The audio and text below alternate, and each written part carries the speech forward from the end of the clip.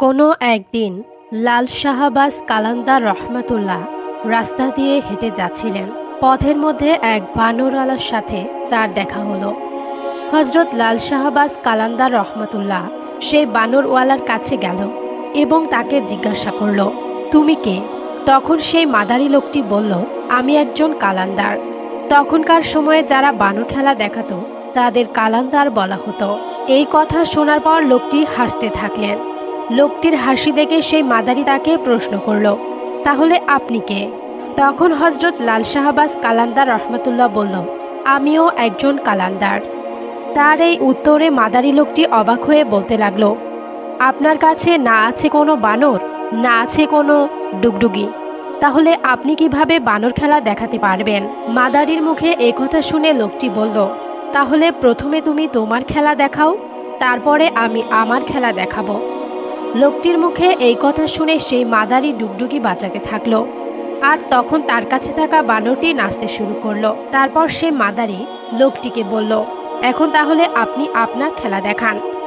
তখন হজরত লাল শাহবাজ কালান্দার রহমাতুল্লাহ সাথে সাথে একটি উঁচু গাছের মগডালে দাঁড়িয়ে পড়ল এবং মাদারি লোকটিকে বলল, তুমি এই গাছের নিচ দিয়ে পাহাড়ের ওপারে চলে যাও, এপারে আর ফিরে এসো না। লোকটির কথা মতো মাদারি পাহাড়ের ওপারে চলে গেল। সেখানে যাওয়ার সঙ্গে সঙ্গে তার জীবন একেবারে পাল্টে গেল। না আছে সেখানে কোলাহল, চারদিকে সুন্দর মনোরম পরিবেশ। সেই লোকটি সামনের দিকে একটু যেতেই দেখতে পেল কয়েকজন প্রহরী তার দিকে এগিয়ে আসছে। এই প্রহরীদেরকে দেখে মাদারি লোকটি ভাবছে, আমাকে মনে হয় আজকে কারাগারে নিয়ে যাবে। হায় আল্লাহ, আমি কোথায় আসলাম? যখন প্রহরীরা তার কাছে আসলো তখন একজন প্রহরী তাকে বলল, হুজুর, আপনি কোথায় চলে গিয়েছিলেন? আপনার এই অবস্থা কেন? আপনাকে আমরা বিভিন্ন জায়গায় খুঁজেছি কিন্তু পাইনি। আপনার রাজ্যের লোক আপনার অপেক্ষায় রয়েছে, আর রানীর অবস্থা তো কান্না করতে করতে খারাপ হয়ে গিয়েছে। এখন আপনি আমাদের সঙ্গে চলুন। এগুলো কথা শোনার পর মাদারি লোকটি খুব অবাক হয়ে গেল এবং ঘোড়ায় চড়ে তাদের সাথে চলে গেল। যখন সে প্রাসাদের মধ্যে প্রবেশ করল তখন তিনি আরও বেশি অবাক হয়ে গেল। আর যখন সে মহলের মধ্যে প্রবেশ করল তখন সুন্দর এক রমণী তার সামনে উপস্থিত হলো এবং কান্না করতে করতে বলল, আপনি কোথায় হারিয়ে গিয়েছিলেন আমাকে রেখে? তখন লোকটি সবকিছু ভুলে রাজার পোশাকে রাজ্য পরিচালনার জন্য প্রস্তুত হয়ে গেলেন। এভাবেই বছরের পর বছর কেটে গেল। রাজার সন্তান হলো, তারাও বড় হতে লাগলো। আর এক সময় রাজা ভীষণ অসুস্থ হয়ে গেল।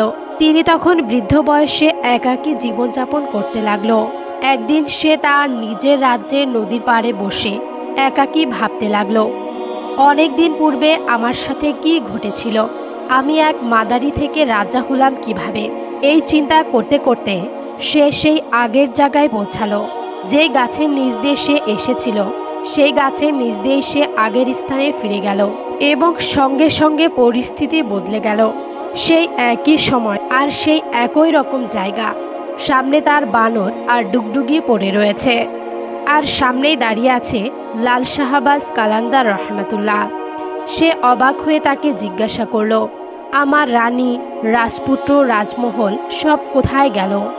তখন লাল শাহবাজ কালান্দার রহমাতুল্লাহ মুচকি হাসি দিয়ে তাকে বলতে লাগলেন, এই সব কিছুই ছিল খেলা।